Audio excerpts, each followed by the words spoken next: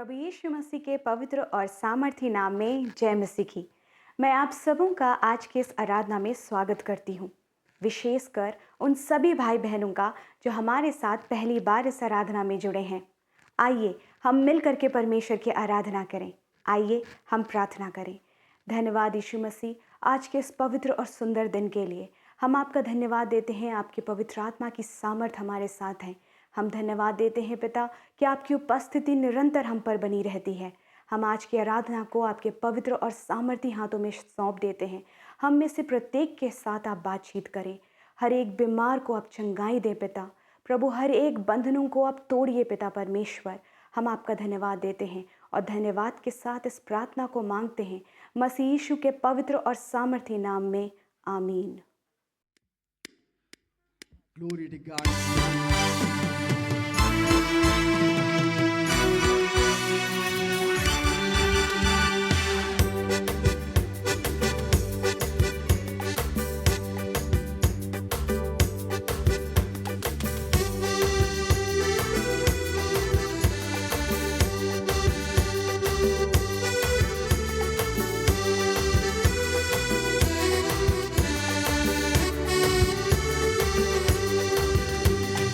काटिया सभी पर डाले हम, पर्वत सारे ना डाले हम।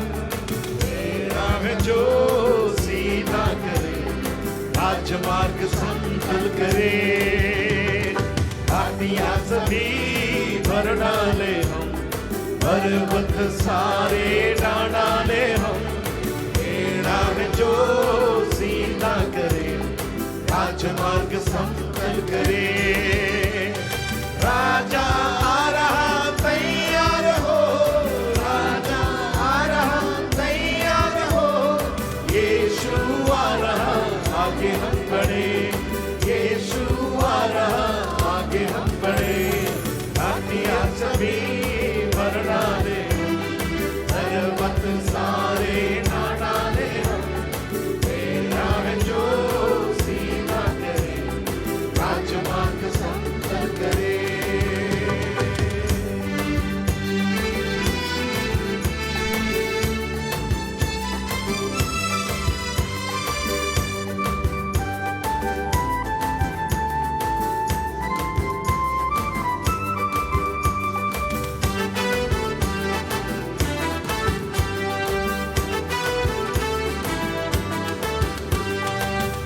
रात जो ऐसे पेड़ को काटा और राख में झुक जाएगा। रात जो ऐसे पेड़ को काटा और राख में झुक जाएगा। राजा आ रहा तैयार हो, राजा आ रहा तैयार हो। यीशु आ रहा आगे हम बढ़े, यीशु आ रहा आगे हम बढ़े।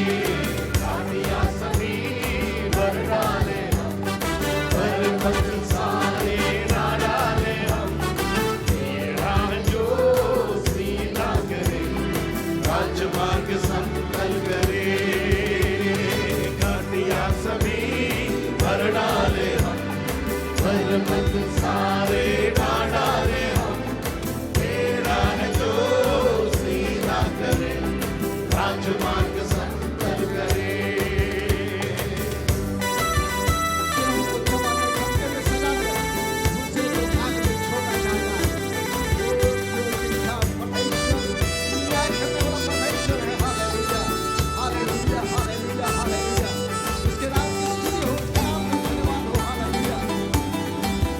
Hallelujah.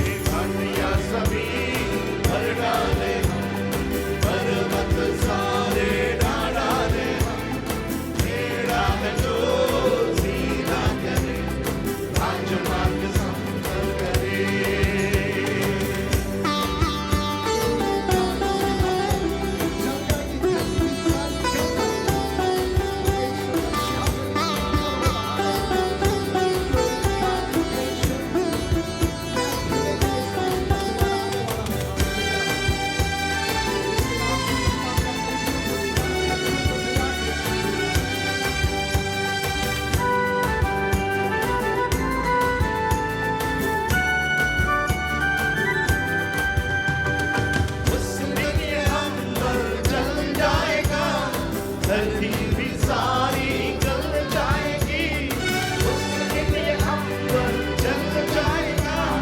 धरती भी सारी गल जाएगी, राजा आ रहा तैयार हो, राजा आ रहा तैयार हो। यीशु आ रहा आगे हम बढ़े, यीशु आ रहा आगे हम बढ़े। हड्डियां सभी मर डाले हो, पर मत सारे ना डाले हो। तेरा है जो सीधा करे, राजमार्ग संग करे। हड्डियां सभी मर डाले हो, पर मत सारे ना डाले हो। तेरा है जो सीधा करे, राजमार्ग संग करे।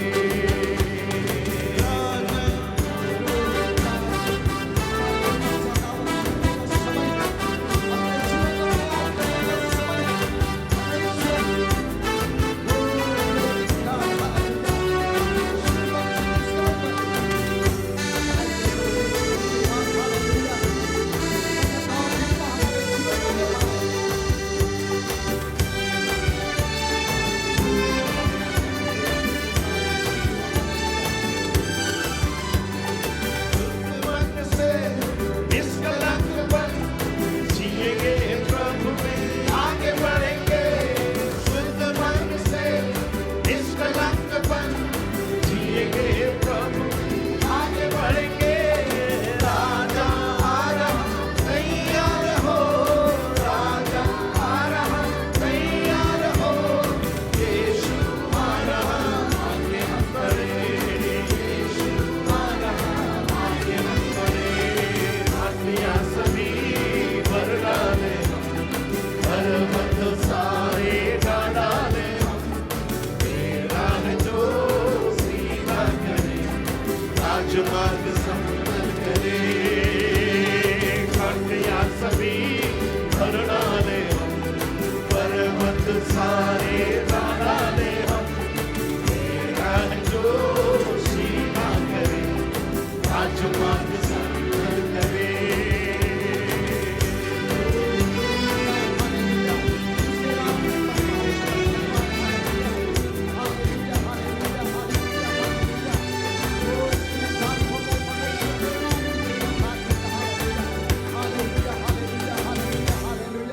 परमेश्वर का धन्यवाद करें, अपने हाथों को उठा करके परमेश्वर की महिमा स्तुति करें।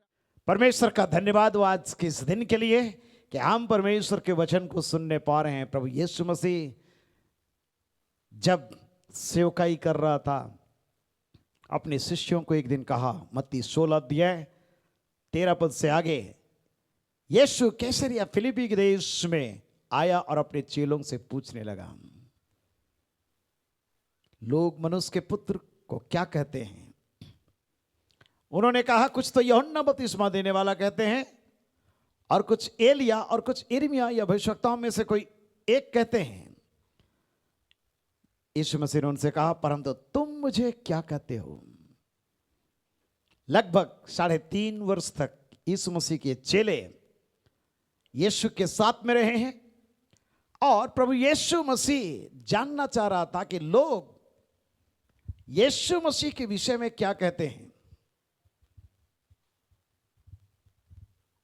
शमौन पतरस ने उत्तर दिया, तू जीवते परमेश्वर का पुत्र मसीह है। यीशु ने उसको उत्तर दिया, हे शमौन योना के पुत्र, तू धन्य है, क्योंकि मांस और लहू ने ये बात प्रकट नहीं की, परंतु मेरे पिता ने जो स्वर्ग में ये बात तुझ पर प्रकट की है। और इसलिए मैं भी तुझसे कहता हूं कि तू पतरस है, और मैं इस पत्थर पर अपनी कलीसिया बनाऊंगा, और अधोलोक के फाटक उस पर प्रबल ना होंगे। सो चेले यीशु को पहचान रहे कि यीशु मसीह कौन है। यीशु मसीह चेलों को पहचान रहा है कि चेले कौन है। शमौन पतरस, जो सरकंडे के समान हिलने डुलने वाला व्यक्ति, आज उस पहचान को वो प्राप्त कर रहा है। यीशु मसीह कह रहा है कि तू पथरस है, अर्थात पत्थर जिस पर मैं अपनी कलीसिया बनाऊंगा। हो सकता है तुरंत पतरस की ये बात समझ में नहीं आई, परंतु पेंतिकुस्त के दिन उसको समझ में आ गया कि यीशु मसीह ने जो बात उस वक्त कहा वो पूरा हो गया है। आज परमेश्वर मुझको आपको भी एक पहचान देना चाहता है, आइडेंटिटी। और हमारा जो आइडेंटिटी बहुत इंपॉर्टेंट होता है कि हम किस प्रकार के पहचाने जाते हैं। आज इस देश के अंदर में हर व्यक्ति के पास में अपनी एक पहचान है। आधार कार्ड बहुत इंपॉर्टेंट है, हर व्यक्ति के पास में है। उससे वो व्यक्ति जाना जाता है कि जन्म स्थान कहां पर है, उसका डेट ऑफ बर्थ कहां, कब हुआ, सारी चीजें, उसका सारा पृष्ठभूमि। प्यारो, परमेश्वर आज मसीही जीवन में मुझको आपको एक पहचान देना चाहता है। हालेलुया। पौलुस प्रेरित कहता दूसरा कोरिन्थ उसका 3 अध्याय में, क्या हमको फिर अपनी बड़ाई करने लगे हम, या हमें अन्य लोगों के समान सिफारिश की पत्रियां तुम्हारे पास लानी या तुमसे लेनी होगी। हमें रिकमेंडेशन लेटर की आवश्यकता है क्या? हमारी पत्री तुम ही हो जो हमारे हृदयों पर लिखी हुई है और उससे सब मनुष्य पहचानते और पढ़ते हैं। याद रखिए, ये कोरिन्थ की मंडली को चिट्ठी लिख रहा है जहां सब प्रकार के प्रॉब्लम थे। वहां पर डिसयूनिटी, वहां पर अनैतिकता, मुकदमेबाजी, खाने पीने के संबंध में कंफ्यूजन, आराधना के संबंध में भी कंफ्यूजन, सारी चीजें। और ऐसे जगह पर पौलुस प्रेरित कलीसिया को कहना चाहता है कि तुम जीवित पत्री हो, लोग तुम्हें पढ़ते हैं। याद रखिए, आपका पड़ोसी आपको पढ़ता है, आपके बच्चे मां बाप आपको पढ़ते हैं, बच्चे माता पिता आपको पढ़ते हैं। और इसलिए हमारी जो पहचान है बहुत महत्वपूर्ण है कि किस प्रकार का हम मेंटालिटी के लोग हैं, हमारा जीवन कैसा है। कई बार हमारे जीवन में हम समझ नहीं पाते हैं और कैजुअली बहुत सारी चीजों को लेते हैं। प्यारो, परमेश्वर आज हम में से हर एक को एक अलग पहचान देना चाहता है। इसलिए प्रभु यीशु मसीह ने कहा कि जगत की ज्योति तुम पृथ्वी के नमक हो। और परमेश्वर हम में से हर एक को जो जीवन दिया है, वो चाहता है कि हम इस जीवन के द्वारा परमेश्वर की महिमा करें, हमारे जीवन के द्वारा ईश्वर की महिमा हो। हम अपनी पहचान इस संसार में कैसे बना रहे हैं, हमारी पहचान कैसे बन रही है, हम किस रूप में जाने जाते हैं अपने वर्क प्लेस में, हम किस रूप में जाने जाते हैं अपने इष्ट कुटुंब परिवार के अंदर, हम किस रूप में जाने जाते हैं अपने टोले महल्ले के अंदर, हम किस रूप में जाने जाते हैं अपने शहर के अंदर। यह हमारे जीवन के लिए एक बहुत बड़ा सवाल है। आज मैं आपका ध्यान ले जाना चाहता हूं एक बहन के जीवन के ऊपर में। रूत की पुस्तक, book of Ruth chapter 4 versus 11 and 12, 11 और 12 पद। यहां पर इस बहन को एक पहचान मिली और ये पहचान कैसे मिली, थोड़े समय के लिए हम ध्यान करेंगे। ये जो बहन है, ये एक मोआबिन बहन है और ये पहुंच चुकी है इस्राएलियों के बीच में, बेतलेहम पहुंच गई है। और उस जगह पर जो काम हुआ उस काम के कारण से वहां के जो प्राचीन लोग हैं और वृद्ध लोग हैं, वे लोग इस बहन के विषय में क्या कह रहे हैं। तब फाटक के पास जितने लोग थे उन्होंने और वृद्ध लोगों ने कहा, हम साक्षी हैं, वी आर विटनेस। यह जो स्त्री तेरे घर में आती है उसको यहोवा इस्राएल के घराने की दो उपजाने वाली राहेल और लिया के समान करे, और तू एफ्राता में वीरता करे और बेतलहम में तेरा नाम बड़ा हो। और जो संतान यहोवा इस जवान स्त्री के द्वारा तुझे दे, उसके कारण तेरा घराना पेरेस का सा हो जाए, जो तामार से यहूदा के द्वारा उत्पन्न हुआ। हालेलुया। ये गवाही इस बहन का बेतलहम में एक अलग प्रकार का बन गया है। प्यारो, आज इस संसार के अंदर में परमेश्वर मुझको आपको एक नई पहचान देना चाहता है। हम एक पत्री के समान है, दीपक के समान है, नमक के समान है। हमारा जीवन आज लोगों के सामने किस प्रकार से लोगों को दिखाई देता है, लोग हमारे विषय में क्या कहते हैं।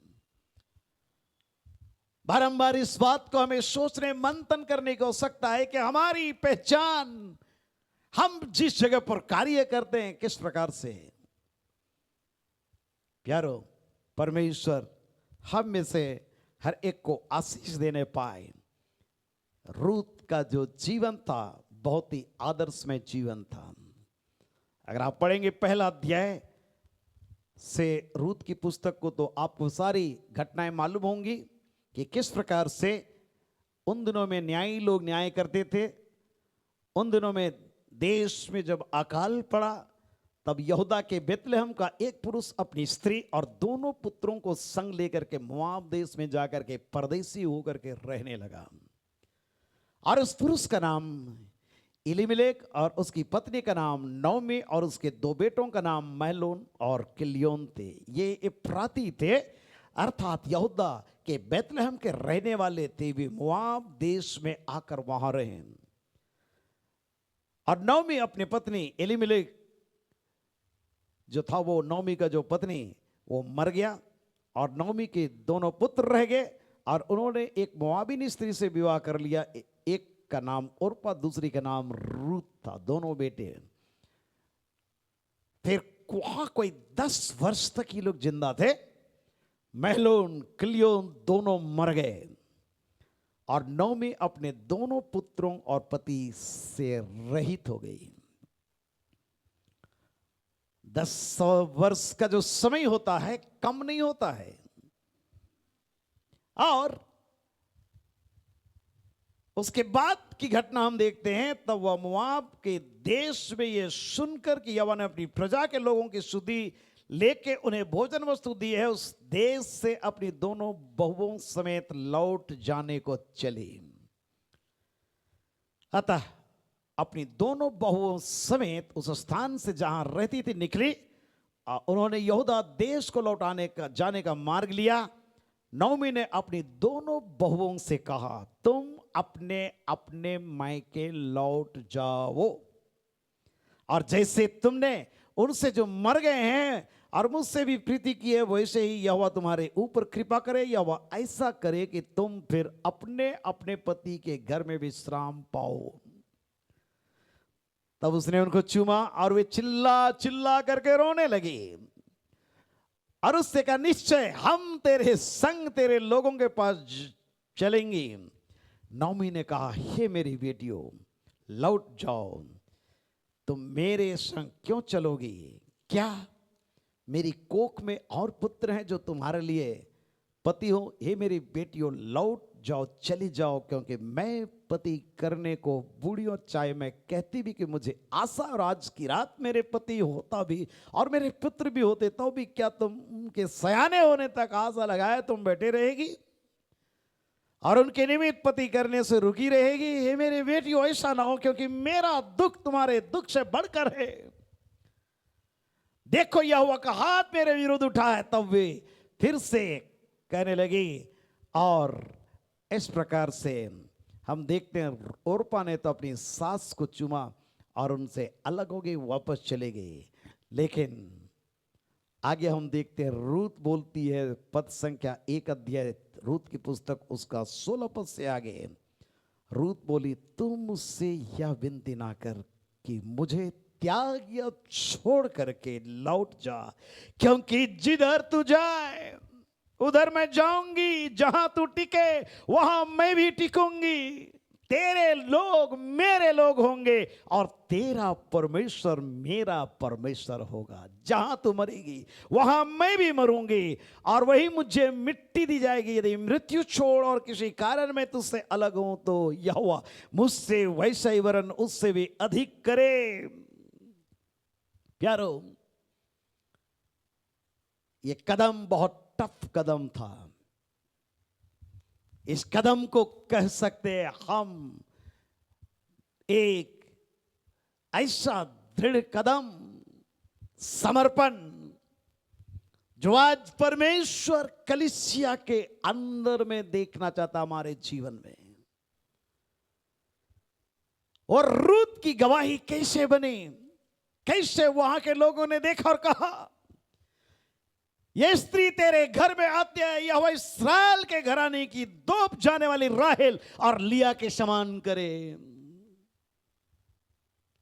प्यारो, इस पहचान को प्राप्त करने के लिए रूत को पहला कदम जो बढ़ाना पड़ा वो था डेडिकेशन, समर्पण। और अगर आज इस संसार के अंदर में हम एक पहचान को चाहते हैं अपने जीवन में कि हम मसीह की जीवित पत्री के रूप में उभरे, जलते दीपक के समान दिखाई दे इस संसार में, मसीही जीवन का हमारा एक अपना पहचान होगा। मेरे आपके जीवन के लिए समर्पण बहुत जरूरी है। हमारा समर्पण जो प्रभु के लिए होता है या प्रभु के लिए होगा, वही हमारी पहचान को आगे चल करके मजबूत करेगा। आज कैसा समर्पण हमारे जीवन का है, हम किस प्रकार से समर्पण करते हैं अपने जीवन को, हमारा जीवन कैसे समर्पित है। कई बार हम प्रभु को जीवन तो समर्पण करते हैं, परंतु जब वक्त आ जाता है ऐसा समय, पुनः हम उसको अपने मतलब से इस्तेमाल करना शुरू कर देते हैं। प्यारो, समर्पण, डेडिकेशन बहुत इंपॉर्टेंट है। और समर्पण के अंदर में सेक्रीफाइस, बलिदान आता है। इब्रानी 11 अध्याय 24 पद से आगे हम देखते हैं, विश्वास ही से मूसा ने सयाना होकर फिरौन की बेटी का बेटा कहलाने से इनकार किया, इसलिए कि पाप में थोड़े दिन के सुख भोगने से परमेश्वर के लोगों के साथ दुख भोगना अधिक उत्तम लगा। उसने मसीह के कारण निंदित होने को मिस्र के भंडार से बड़ा धन समझा, क्योंकि उसकी आंखें फल पाने की ओर लगी हुई थी। विश्वासी से राजा के क्रोध से ना डरकर उसने मिस्र को छोड़ दिया, क्योंकि वो अनदेखे को मानो देखता हुआ दृढ़ रहा। हालेलुया।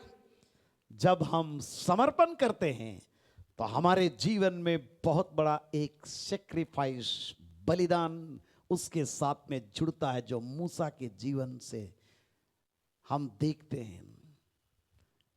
मूसा फिरौन के दरबार में, महल में रहता था, और हो सकता है कि अगला वो राजा हो सकता था, मिस्र देश का प्रधानमंत्री हो सकता था, सब कुछ। लेकिन प्यारो, अनदेखे को मानो देखता वो दृढ़ रहा, क्योंकि उसकी आंखें फल पाने की ओर लगी रही। वो देख पा रहा है कि ये गोसे नाम छोटा सा जगह है जहां पर हमारे लोग चरवाही का कार्य करते हैं, खेती बाड़ी करते हैं, और यहां पर हम तकलीफ भोग रहे हैं, संकट में, मुसीबत में हैं, और इसलिए वो निर्णय ले लिया। राजा के क्रोध से डरा नहीं, मिस्र को छोड़ने के लिए डिटरमाइंड हो गया, वो तैयार हो गया। उसी प्रकार से आज परमेश्वर चाहता है कि हम इस संसार की बुरी अभिलाषाओं को त्याग दें, हर प्रकार की बुरी बातों को हम खत्म कर दें अपने जीवन में, और निर्णय ले लें रूत के समान कि मैं जाऊंगा, मैं जाऊंगी एक ऐसे अनदेखे जगह पर। प्यारो, ये विश्वास मेरे आपके जीवन में आना और उसको जड़ पकड़ना जरूरी है। कई बार हम और आप इसी संसार में सब कुछ चाहते हैं। पौलुस प्रेरित करता है, अगर हम इसी संसार में मसीह से सब कुछ चाहते हैं तो दुनिया में सबसे अभागे इंसान हम और आप।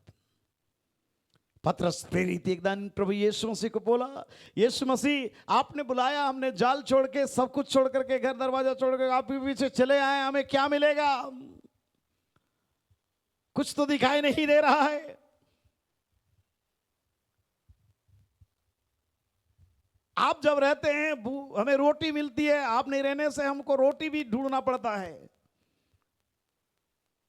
और ऐसे समय पर प्यारो, प्रभु यीशु मसीह शिष्यों के जीवन को दृढ़ किया।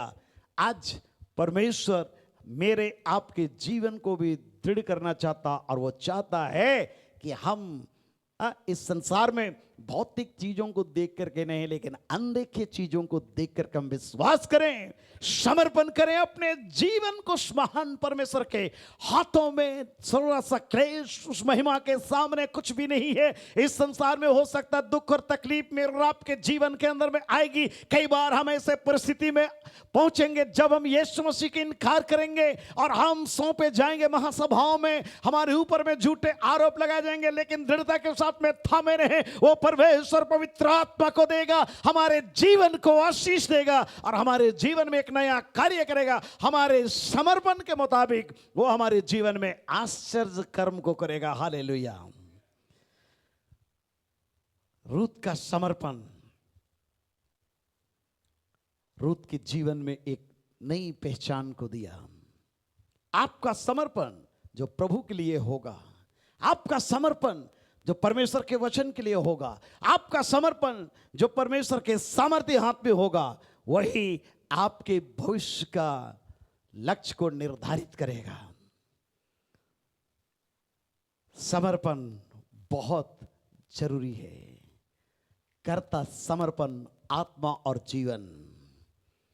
गीत हम गाते हैं, परंतु कई बार हमारे जीवन में प्यारो हम जैसा समर्पित रहना चाहिए। प्रार्थना के लिए समर्पण, वचन को पढ़ने के लिए समर्पण, आत्मा की परिपूर्णता के लिए समर्पण, परमेश्वर की सेवकाई के लिए समर्पण हमारे जीवन में नहीं आती है। कई बार हम अपेक्षा करते हैं कि हमने इतना अपना टाइम इन्वेस्ट किया, मुझे क्या मिलेगा?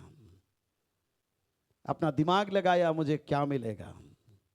प्यारो, रूत का समर्पण इस बात को दर्शाता है कि वो सामने कुछ भी नहीं देखी, उसकी सास उसको बोल रही है कि बेटी लौट जाओ, मेरा समय अब निकल गया है, अब कोई आशा नहीं है कि मैं तुम्हारे लिए एक हस्बैंड जुगाड़ करूं। प्यारो, ऐसे नकारात्मक परिस्थिति रूत के जीवन में आई, सामने आई, परंतु रूत ने अपने आप को समर्पण किया और नौमी को कहती है, तू मुझसे ये विनती ना कर, मुझे त्याग या छोड़कर लौट जा, क्योंकि जिधर तू जाएगी उधर मैं जाऊंगी, जहां तू टिकेगी वहां मैं टिकूंगी, वो तेरे लोग मेरे लोग होंगे, तेरा परमेश्वर मेरा परमेश्वर होगा। जहां तू मरेगी वहां मैं भी मरूंगी। प्यारो, समर्पण इस प्रकार का शब्द को एक व्यक्ति के जुबान में लाता है। हमारी पहचान हमारे समर्पण के अनुसार होगा। दूसरी बात, रूत के जीवन में हम देखते हैं समर्पण के साथ में क्या हुआ। रूत की पुस्तक उसका 2 अध्याय पहले पद से अगर आप देखेंगे आपको मिलेगा, रूत बैतलहम गई और वहां पर किसी जगह पर बैठने ही गई। क्या कर रही वो? खेत में चले गई। मोआबिन रूत ने नौमी से कहा, मुझे किसी के खेत में जाने दे, मैं यहां पर बैठने के लिए नहीं आई हूं, मैं यहां पर सोने के लिए नहीं आई हूं, मां मुझे किसी के खेत में भेज दे। प्यारो, किस बात का रूपक है ये? इस बात का रूपक है कि रूत बहन मेहनत करने वाली बहन थी। हालेलुया। बैठ के खाना खाने वाली नहीं थी, सोने वाली नहीं थी, लेकिन काम करने वाली थी। आज परमेश्वर हमारे समर्पण के साथ में मुझको आपको वर्क प्लेस में देखना चाहता है, काम करने के जगह पर देखना चाहता है। मत्ती 25 अध्याय में बहुत सुंदर बात को हमने सुना गवाही के टाइम में। प्यारो, किस प्रकार से एक व्यक्ति 3 व्यक्ति को तोड़ा बांटा अपना, और थोड़े दिन के बाद में जब हिसाब लेने के लिए आता है, जिसको 5 तोड़ा मिला वो कहता है 5 मैंने और कमाए। जिसको 2 तोड़ा मिला था वो कहता है मैंने 2 और कमाए। लेकिन जिसको 1 मिला था वो थोड़ा आलसी व्यक्ति था, वो बहुत सारा एक्सक्यूज लगा रहा है और कह रहा है, ए स्वामी, मैं तुझे जानता था कि तू कठोर मनुष्य है, तू जहां कहीं नहीं बोता वहां काटता, जहां नहीं छींटता वहां से बटोरता, इसलिए मैं डर गया और जाकर तेरा तोड़ा मिट्टी में छिपा करके रख दिया है। देख, जो तेरा है वो ये है। मालिक उसको शाबाशी दिया क्या? नहीं। मालिक ने कहा, हे दुष्ट और आलसी दास, जब तू ये जानता था कि जहां मैंने नहीं बोया वहां से काटता हूं और जहां मैंने नहीं छीटा वहां से मैं बटोरता, तो तुझे चाहिए था कि मेरा रुपया सर्रापों को दे देता, तब मैं आकर अपना धन ब्याज समेत मैं उसको ले लेता।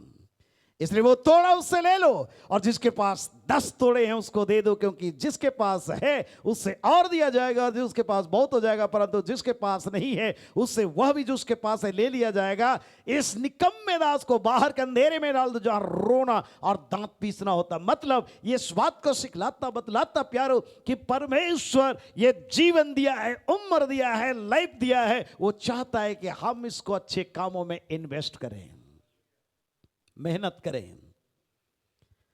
और जब हम मेहनत करेंगे, हो सकता है एक दिन में हमें रिजल्ट दिखाई नहीं पड़ेगा। रूत बोवज के खेत में काम कर रही है सुबह से शाम तक, और वो अनाज चुन रही है, एक एक दाने को चुन रही है। उस समय की व्यवस्था थी कि इस्राएली लोग जब अपने खेत में बीज बोते थे, लौनी करते थे, उस समय जब लौनी करते समय अनाज का कुछ कुछ हिस्सा छोड़ देते थे जो गरीब हैं उनके लिए, और जो जिनका खेत बाड़ी नहीं उनके लिए, छोड़ देते थे ताकि वे लोग आकर के उसको बटोर करके उनको भी भोजन मिले। प्यारो, रूत किस कैटेगरी में है जब उस खेत में काम कर रही है?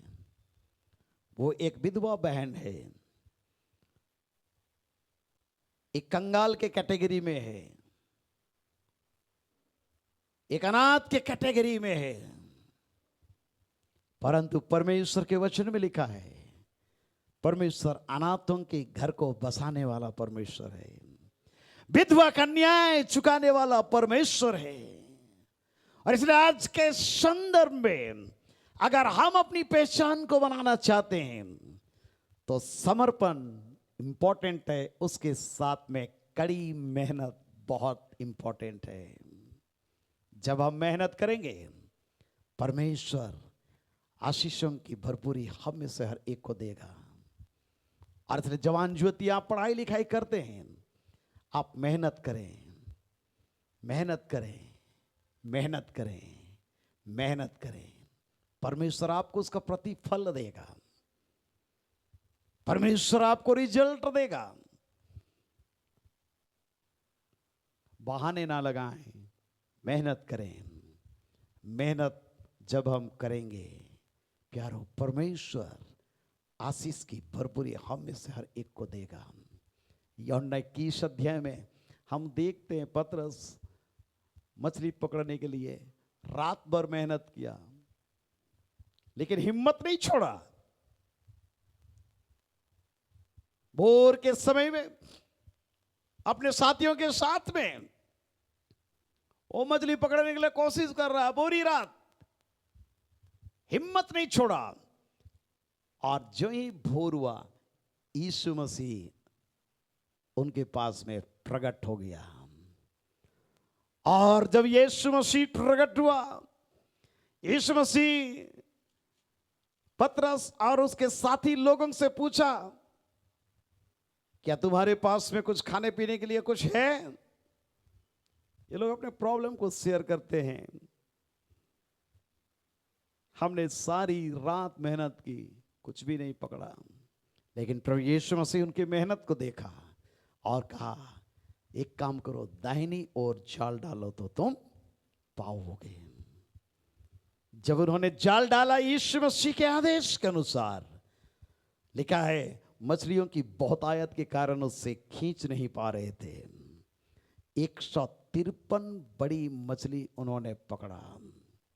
प्यारो, परमेश्वर मेहनत का रिजल्ट देने वाला परमेश्वर है, अन्याय नहीं है। और उसके बाद में बोअज जो बड़ा धनी व्यक्ति था, वो समझ लेता है कि ये जो बहन यहां पर आई हुई है, ये बहुत ही महत्वपूर्ण बहन है। एक मोआबिन को बदलते हुए देख रहा है। विवाह होती है, और जब विवाह होती है बोअज के साथ, वहां के वृद्ध लोग कहते हैं, हम साक्षी हैं, यह जो स्त्री तेरे घर में आ रही है, यह इस्राएल के घराने की दो जाने वाली राहेल और लिया के समान करे। परमेश्वर कलीसिया को, मुझको, आपको भी आज बड़ा परिवर्तन देना चाहता, ताकि हम और आप इस संसार के अंदर में कभी आशाहीन और ईश्वर रहित ना रहे, लेकिन अपने बुरी अभिलाषाओं को छोड़ करके, सांसारिक चीजों को छोड़ करके प्रभु यीशु मसीह के साथ में अपने रिश्ते को बना लें। आज जब प्रभु यीशु मसीह के साथ अपने रिश्ते को हम ठीक कर लेंगे और उनके साथ में जब हम जुड़ जाएंगे, परमेश्वर जैसे रूत और बोअज के जीवन में अपनी आशीष को दिया, उसी प्रकार से मेरे आपके जीवन में भी अपने आशीषों की भरपूरी वो देगा। दुनिया के लोग देखेंगे और कहेंगे कि ये एक टोटल अलग किस्म का व्यक्ति है। आंखें बंद करें, हम प्रार्थना में जाएंगे। आज परमेश्वर हमें सरे को आशीष दे। प्यारो, हमारी पहचान जिसका चाबी मेरे आपके हाथ में है, मेहनत करने से जी ना चुराएं। जिस किसी फील्ड में आप हैं, पढ़ाई लिखाई, वर्क प्लेस, मेहनत करें। परमेश्वर आपको आशीष देगा, आपकी पहचान बनेगी।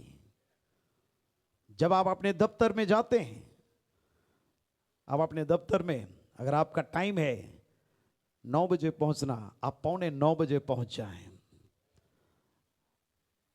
आपका छुट्टी का टाइम है 5 बजे, आप 5:15 बजे, 5:30 बजे निकल करके बाहर आए। आपकी पहचान बनेगी, परमेश्वर आपको आशीष देगा। प्यारो, परमेश्वर हमेशा एक को गवाह के रूप में इस संसार में रखा है। संसार के लोगों से भिन्न मुझको आपको देखना चाहता है और आपके जीवन को आशीष का कारण बनाना चाहता है। रूत एक मोआबिन बहन आशीष का कारण बने। आप और हम उससे भी बढ़कर ईश्वर की आशीष को इस संसार में लाने वाले व्यक्ति बन जा सकते हैं। हमारी पहचान हमारे हाथ में है। हमारा समर्पण, हमारा मेहनत, वही हमारी पहचान को हमारे लिए आगे लाएगा। धन्यवाद करें, हालेलुया। अपने स्थानों में खड़े होकर के परमेश्वर की महिमा करें, हालेलुया। समर्पण करें अपने आप को प्रभु के हाथों में, hallelujah, hallelujah. Praise the Lord, thank you Jesus, hallelujah. इस गीत को गाते हुए परमेश्वर की महिमा करें। करता समर्पण, आत्मा और जीवन, तेरी आराधना हे मेरे तन मन, हालेलुया। परमेश्वर का धन्यवाद करते हुए समर्पण करें अपने आप को, hallelujah. Thank you God almighty, we worship you Jesus, thank you Lord, hallelujah, hallelujah, hallelujah. हे स्वर्गीय पिता, मैं तेरा धन्यवाद करता हूँ आज के दिन में आपके सामर्थ्य हाथों में अपने आप को मैं समर्पण करता हूँ पिता, हालेलुया, हालेलुया। धन्यवाद हो महान परमेश्वर, तेरे पवित्र नाम की स्तुति और महिमा हो पिता परमेश्वर, hallelujah. Glory Jesus, hallelujah, hallelujah, hallelujah, hallelujah. Praise the Lord. हमारी पहचान इस संसार में बनेगी जब हम प्रभु के लिए समर्पित रहेंगे, मेहनत करेंगे। परमेश्वर द्वार खोलेगा, बंद दरवाजे खुल जाएंगे। प्रिय, हो सकता है आपके लिए बहुत सारे दरवाजे बंद दिखाई पड़ रहे हैं। परमेश्वर आज इस दोपहर के समय में कहता है, वर्क हार्ड, मेहनत करें, हिम्मत ना हारें। ओ परमेश्वर आपको शक्ति प्रदान करे। प्रभु से कहें, Lord give me more strength O God, O Lord, hallelujah. प्रभु मुझको नई शक्ति प्रदान कर, तेरी सेवा करने के लिए, फल प्राप्त करने की आशा न करें। मेहनत करते जाएं, परमेश्वर आपको प्रतिफल देगा, आपके जीवन में भरपूरी देगा, किसी भली वस्तु की घटी और कमी नहीं होने देगा। परमेश्वर अपने महिमा में उपस्थिति से आपके जीवन को भरपूरी देगा। आप परमेश्वर के हाथों को अपने जीवन में देखने पाएंगे।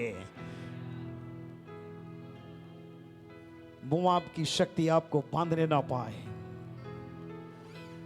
संसार की चीजें आपको बांधने ना पाए, आप उसके चंगुल में ना रहें, शरीर की बुरी अभिलाषाओं के चंगुल में ना रहें, आंखों की बुरी अभिलाषाओं के वश में ना रहें, जीविका के गमन के बुरी अभिलाषाओं के वश में ना रहें।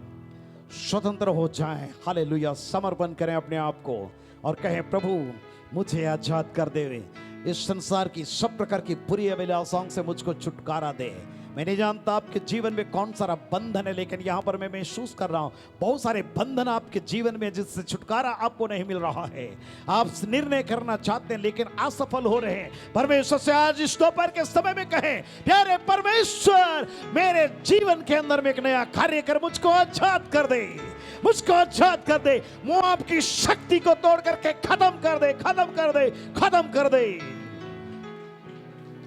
रिका बाबा बाबा बाबा बाबा बाबा बाबा बाबा बाबा मंदी किरीडी भी संदायरा बारा बारा बारा हुर्रा बाबा बाबा बाबा बाबा बाबा बाबा बारिया खरालंदरा बारा बारा बारा रिबा खराडा बाबा बाबा बाबा। आजाद कर दे प्रभु, एक एक को आजाद कर दे।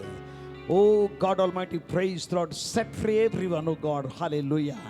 Release your power, O God almighty, hallelujah. Praise the Lord, hallelujah, hallelujah. आपके जीवन में मोआब की शक्ति समाप्त होने पाए, संसार की चीजें समाप्त होने पाए। निकले बाहर, हालेलुया, हालेलुया। निकले बाहर, लड़खड़ाते हुए जैसा भी हो निकले बाहर। हालेलुया, ठोकर खाते हुए निकले बाहर। हालेलुया, परमेश्वर आपको सम्मानित करेगा, परमेश्वर आपके लिए रास्ता खोलेगा, आपके जीवन के सारे आंसू को पोंछेगा, आपके जीवन के सारे दुख और तकलीफ को दूर करेगा। परमेश्वर की महान और अलौकिक सामर्थ को आप अपने जीवन में देखने पाएंगे। और रूत के जीवन को आशीषित करने वाला परमेश्वर आपके जीवन में आशीष को लाएगा। हालेलुया, हाथों को उठा करके परमेश्वर का धन्यवाद करें। Thank you Jesus. पूरा खा बाबा बाबा बाबा बाबा बाबा बाबा बाबा बाबा मम दिखरी भी संदरा बारा बारा रिबा खराडा बाबा बाबा बाबा बाबा मानी अंदुरु बुरिया खराला बारा बारा पूरा बंदी। हम धन्यवाद करते हैं, हमारे जीवन की गवाही को आप बनाने वाले प्रभु हैं। रूत के जीवन को हमने ध्यान किया प्रभु, उसका समर्पण, उसका मेहनत, उसको एक पहचान दिया। हमारे जीवन को अपने हाथ में ले ताकि हम आपकी महिमा के लिए समर्पित जीवन जिए, मेहनत करें। प्यारी परमेश्वर, और आपकी आशीष की भरपूरी अपने जीवन में अनुभव से मालूम करें। हमारे सब प्रियों पर आपका अनुग्रह और आशीष मांगते हैं। जो बीमार हैं, शारीरिक दुर्बलता, बीमारी यीशु के नाम में जाती रहे, चंगाई दे, छुटकारा दे, सब प्रकार के बंधन से छुटकारा दे, पाप से छुटकारा दे। चंगाई की सामर्थ को इसी घड़ी यीशु के नाम में एक जीवन में, शरीर में मांगते पिता। अपनी महिमा के जीवन में प्रकट कर धन्यवाद करते हैं। प्रार्थना सुनने के लिए यीशु के नाम में आमीन। हमारे प्रभु यीशु ख्रिस्ट का अनुग्रह, ईश्वर पिता का प्रेम और पवित्र आत्मा की सहभागिता हम सबों के संग सदा सर्वदा होती रहे। आमीन। Praise the Lord. जय मसीह की।